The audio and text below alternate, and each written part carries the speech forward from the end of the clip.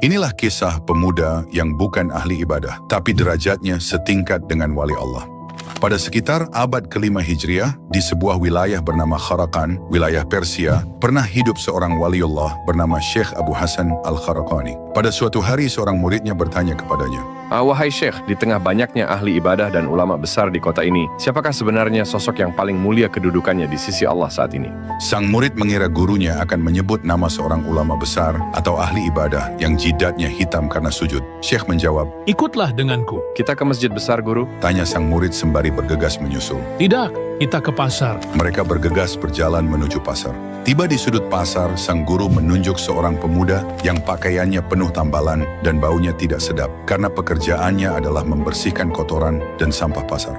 Syekh menunjuk orang itu dan berkata, Dialah orangnya. sang murid terkejut. Ia masih tidak percaya bahwa seorang pembersih sampah bisa mengalahkan derajat para ahli ibadah. Saat waktu istirahat tiba, pemuda itu berjalan menuju pinggiran kota yang sangat kumuh dan masuk ke sebuah gubuk. Karena penasaran, sang murid membuntuti pemuda itu secara diam-diam. Di dalam gubuk itu terdapat seorang wanita tua, ibunya, yang buta, tuli, dan lumpuh. Dengan penuh keikhlasan, pemuda itu merawat ibunya, menyuapinya makanan dengan sangat perlahan, dan membisikkan kata-kata manis, meski ia tahu ibunya mungkin tidak mendengar dengan jelas. Setelah semua keperluan ibunya selesai, pemuda itu segera kembali ke pasar untuk melanjutkan pekerjaannya. Sementara di rumah, ibunya selalu berdoa, Ya Allah, anakku ini telah merelakan masa mudanya untukku yang hina ini. Ia membersihkan kotoranku setiap hari tanpa mengeluh. Maka angkatlah derajat anakku ini hingga ia setingkat dengan para walimu yang paling agung. Melihat itu semua, sang murid dadanya sesak dan haru. Murid kembali kepada Syekh dan menceritakan semuanya. Syekh tersenyum tipis dan berkata,